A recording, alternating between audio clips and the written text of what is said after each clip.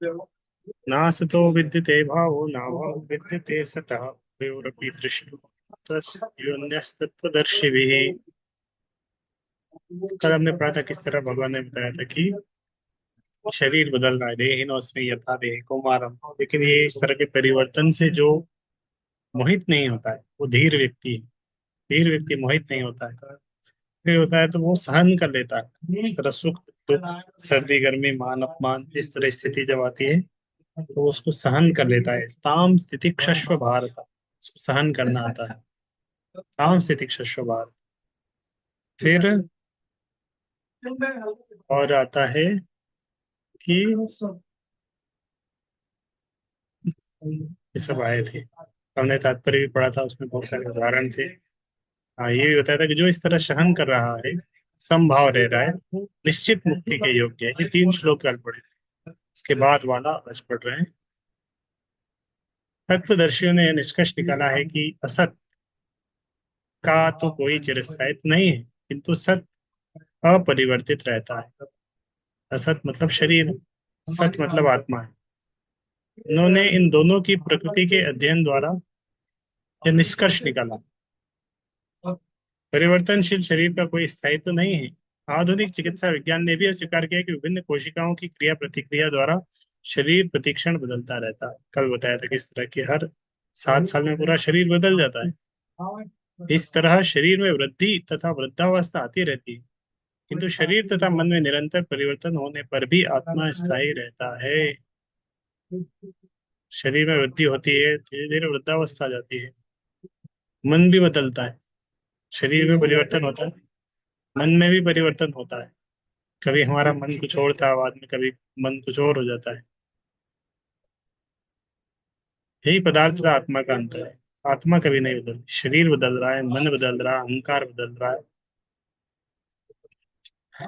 आत्मा कभी नहीं बदलती।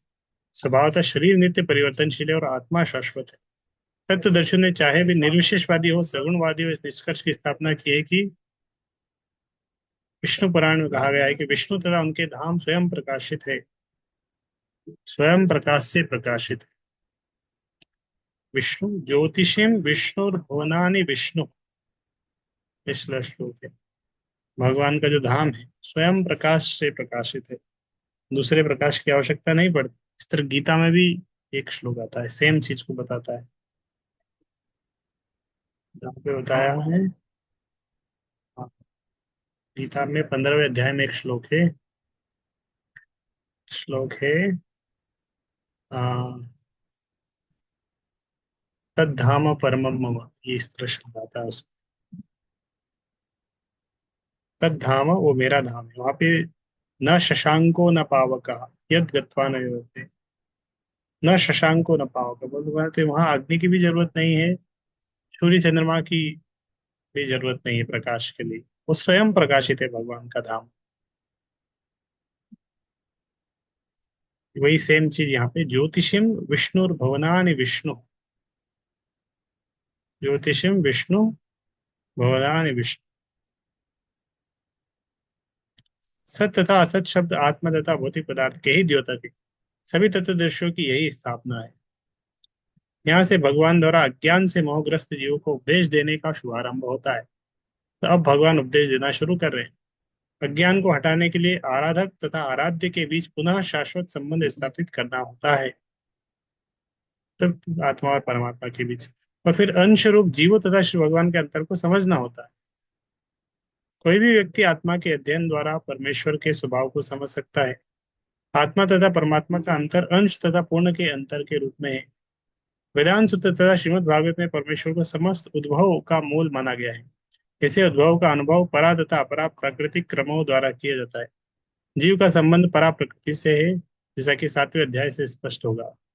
यद्यपि शक्ति तथा शक्तिमान में कोई अंतर नहीं है, किंतु शक्तिमान को परम माना जाता है और शक्ति या प्रकृति को गौण, तो सारे जीव उसी तरह परमेश्वर के सदैव अधीन रहते हैं, जिस तरह सेवक स्वामी के या शिष्य गुरु के अधीन रहता है। अज्ञानावस्था में ऐसे स्पष्ट ज्ञान को समझ पाना असंभव है। अतः इसे अज्ञान को दूर करने के लिए सदा सर्वदा के लिए जीव को प्रबुद्ध करने हेतु भगवान भगवत गीता का उपदेश देते हैं।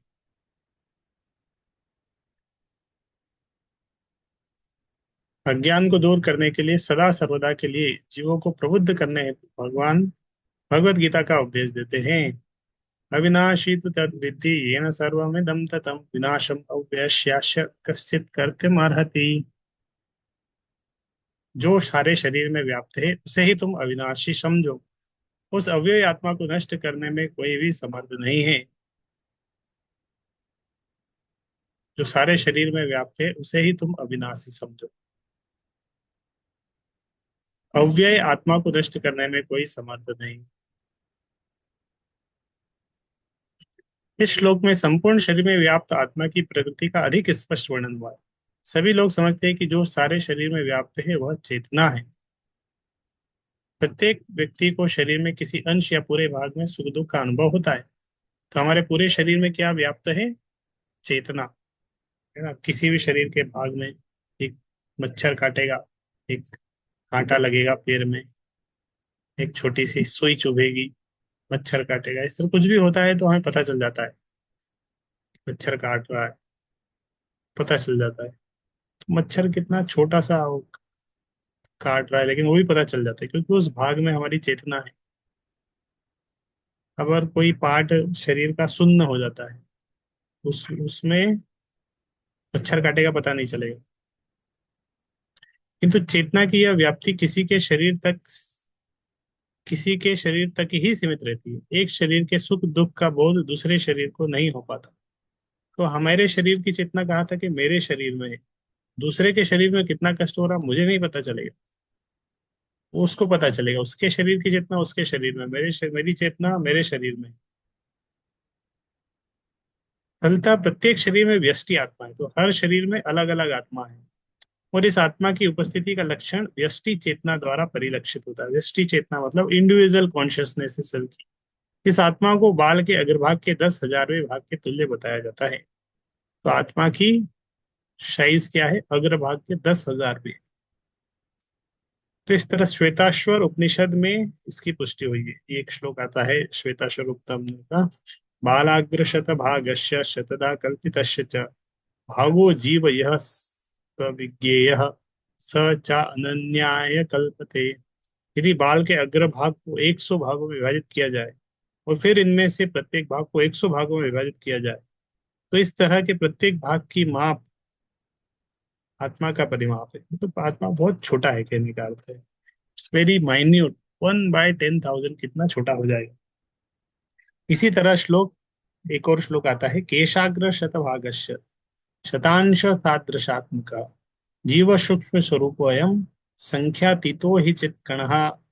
आत्मा के परमाणुओं के अनंत कण है जो माप में बाल के अगले भाग के 10,000वें भाग के बराबर है। इस प्रकार आत्मा का प्रत्येक कण भौतिक परमाणुओं से भी छोटा है, बहुत छोटा है। और ऐसे असंख्य कण है आत्मा के, बहुत सारे। यह अत्यंत लघु आत्मस्फुलिंग भौतिक शरीर का मूल आधार है।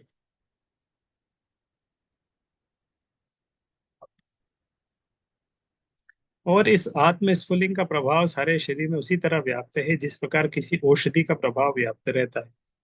आत्मा की यह धारा सारे शरीर में चेतना के रूप में अनुभव की जाती है और यही आत्मा के अस्तित्व का प्रमाण है।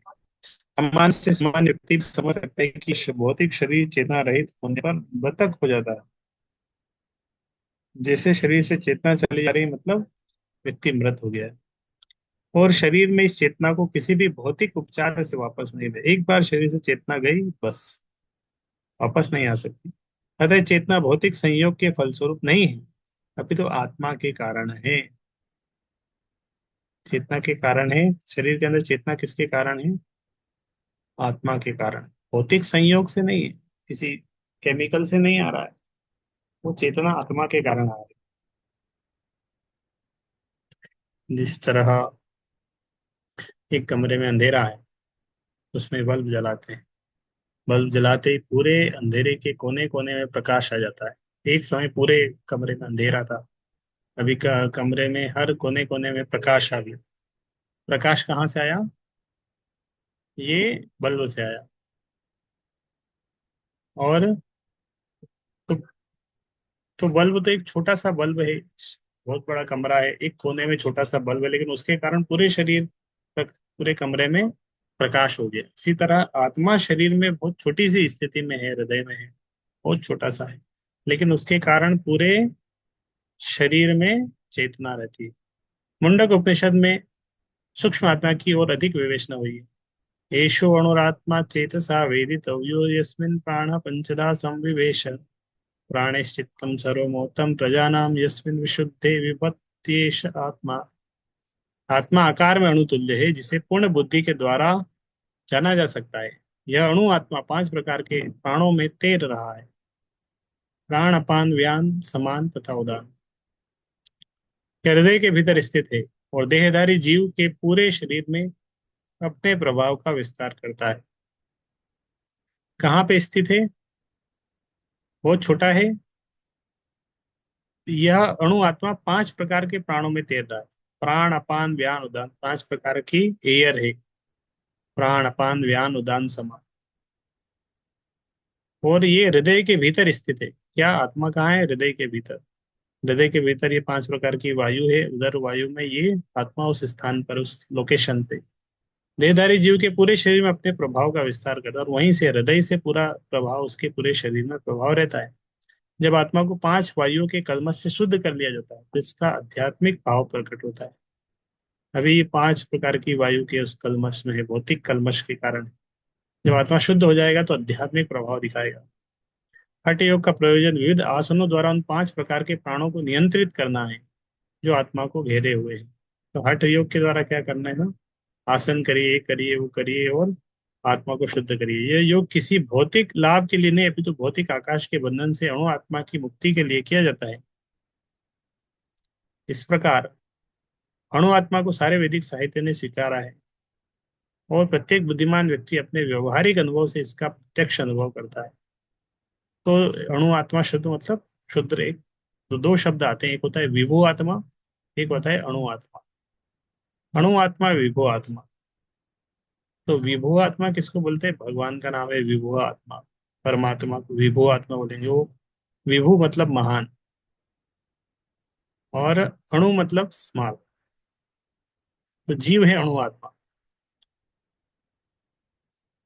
तो सब जीवों के हृदय में आत्मा है। इस आत्मा का अस्तित्व है। अब डॉक्टर लोग उसको समझ नहीं पाएंगे, उसके एक्सपेरिमेंट करके पता नहीं लगा पाएंगे कि कहाँ आत्मा है। इस तरह शरीर के एक एक अंग को क्या कर सकते हैं, हम देख पा सकते हैं, डिटेक्ट कर सकते हैं कि ये इसका हार्ट, ये इसका ब्रेन, इसकी किडनी। तो पता नहीं, अब डिटेक्ट नहीं कर पाएंगे कि ये इसकी आत्मा। अब डिटेक्ट कर लेते तो उसको पकड़ के रखते हैं शरीर के अंदर से, बाहर नहीं निकलने देते। लेकिन पकड़ ही नहीं पा रहे हैं, इसलिए वो निकल जाती है आत्मा शरीर से। सूक्ष्म है वो। केवल मूर्ख व्यक्ति इस अणु आत्मा को सर्वव्यापी विष्णु तत्व के रूप में सोच सकता है। तो ये अणु आत्मा है, लेकिन भगवान नहीं है। अणु आत्मा का प्रभाव पूरे शरीर में व्याप्त हो सकता है। मुंडक उपनिषद के अनुसार यह अणु आत्मा प्रत्येक जीव के हृदय में स्थित है। कहाँ पर स्थित है? शरीर के अंदर कहाँ है? हृदय में। और चूंकि भौतिक विज्ञानी इस अणु आत्मा को माप सकने में असमर्थ है, तो उनमें से कुछ यह अनुभव करते हैं कि आत्मा है ही नहीं। अब डॉक्टर लोग, वैज्ञानिक लोग क्या है, कुछ लोग बोलते हैं आत्मा है, कुछ लोग बोलते हैं आत्मा नहीं है। पता नहीं लगा रहा है, प्रमाण नहीं लगा रहा है। व्यष्टि आत्मा तो निसंदेह परमात्मा के साथ साथ हृदय में है। और इसीलिए यहाँ पर एक शब्द आया, शारीरिक गतियों की सारी शक्ति शरीर के इसी भाग से उद्भूत है। हृदय से, हृदय से क्या शरीर को शक्ति मिल रही है? शारीरिक शरीर को शक्ति मिल रही है। हृदय क्या कर रहा है? पंप करता है। तो पंप करके वो एनर्जी दे रहा है। जो लाल रक्त कण फेफड़ों से ऑक्सीजन ले जाते हैं, वे आत्मा से ही शक्ति प्राप्त करते हैं। तो ब्लड हार्ट में जाता है, और हार्ट से फिर पंप होता है। हार्ट से पंप होके जब ब्लड जाता है तो उसके अंदर एनर्जी आती है। एनर्जी कहाँ से आती है? आत्मा से आ रही है।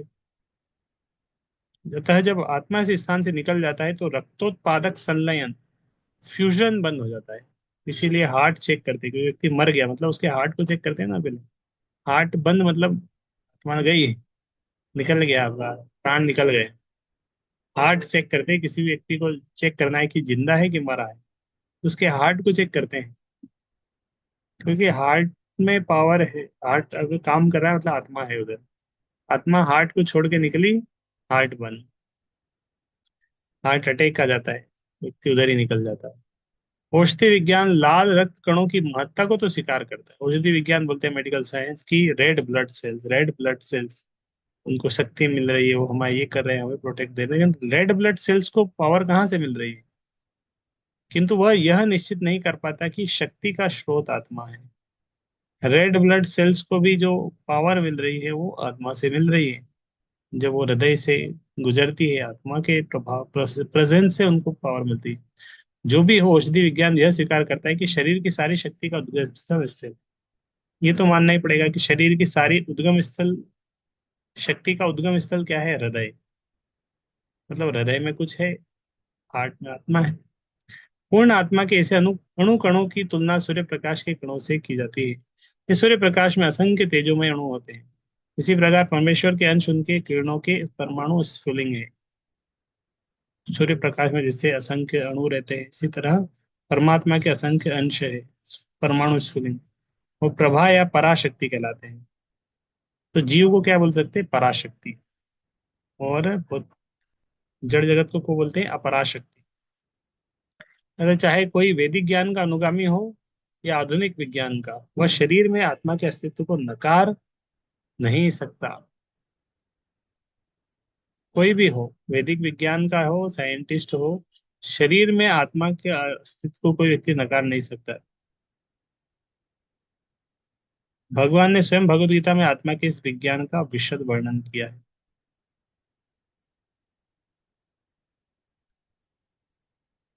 बहुत अच्छे पॉइंट्स हैं यहाँ पे। एक तात्पर्य में प्रभुपाद इतना कुछ बताया आत्मा के बारे में। कैसे आत्मा की प्रेजेंस समझेंगे? आत्मा कहाँ है? शरीर में,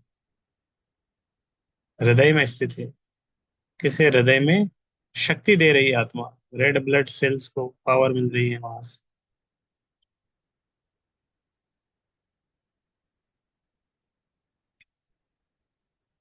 अंतवंत इमे देहा नित्यशोक्ता शरीरिण अनाशिनो अप्रमेयस्य तस्माद् युद्धस्व भारत। अविनाशी, अप्रमेय, शाश्वत जीव के भौतिक शरीर का अंत अवश्य संभावी है। अतः हे भरतवंशी, युद्ध करो। अविनाशी, जिसका आत्मा का कभी विनाश नहीं होगा। प्रमेय, भौतिक शरीर स्वभाव से नाशवान है। यह तत्क्षण नष्ट हो सकता है और 100 वर्ष बाद भी। अभी भी शरीर नष्ट हो सकता, आगे चल के नष्ट होगा ही। समय केवल समय की बात है। Time is separating. इसे अनंत काल तक बनाए रखने की कोई संभावना नहीं है। किंतु आत्मा इतना सूक्ष्म है कि इसे शत्रु देख भी नहीं सकता, मारना तो दूर रहा। तो आत्मा को कोई व्यक्ति देख ही नहीं पाएगा, आत्मा को मारेगा कैसा? जैसा कि पिछले श्लोक में कहा गया है, चेतना सूक्ष्म है कि कोई इसके मापने की बात सोच भी नहीं सकता। तो दोनों ही दृष्टि से शोक का कोई कारण नहीं है। क्योंकि जीव जिस रूप में है, न तो उसे मारा जा सकता है, न ही शरीर को कुछ समय तक या स्थायी रूप से बचाया जा सकता है। पूर्ण आत्मा के सूक्ष्म कण अपने कर्म के अनुसार ही यह शरीर धारण करते हैं। तो धार्मिक नियमों का पालन करना चाहिए। वेदांत सूत्र में जीव को प्रकाश बताया गया है क्योंकि वह परम प्रकाश का अंश है। जिस प्रकार सूर्य का प्रकाश सारे ब्रह्मांड को पोषण करता है, उसी प्रकार आत्मा के प्रकाश से इस भौतिक देह का पोषण होता है। जैसे ही आत्मा इस भौतिक शरीर से बाहर निकल जाता है, शरीर सड़ने लगता है। अतः आत्मा ही शरीर का पोषक है। शरीर अपने आप में महत्वहीन है। इसलिए अर्जुन को उपदेश दिया गया, वह युद्ध करे और भौतिक शरीर शारीरिक कारणों से धर्म की बलि न होने दे।